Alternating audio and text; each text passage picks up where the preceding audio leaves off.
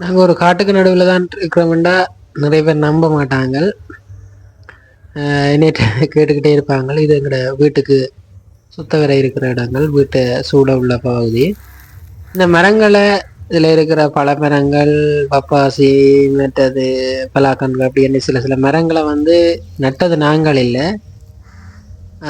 வேப்ப மரங்களும் கூட தான் நட்டது நாங்கள் இல்லை. அதுகளை நட்டது எல்லாமே வந்து பறவைகள். அவைக்குத்தான் முக்கால்வாசி இதில் வாழைப்பழம் பழத்தா கூட என்ன, இதில் பப்பாசி பழம் பழத்தா கூட என்ன, முக்கால்வாசி 100க்கு ஒரு 70-80 வந்து பறவைகள் சாப்பிட்ரும். அதுக்கு பிறகுதான் எங்களுக்கு மிஞ்சும்.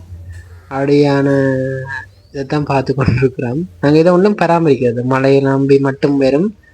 நாங்கள் தண்ணி ஊற்றுறதோ எந்த வித இதுகளோ வந்து நாங்கள் செய்கிறது. அதனால் எந்த வித பலனையும் எதிர்பார்க்கறதில்லை.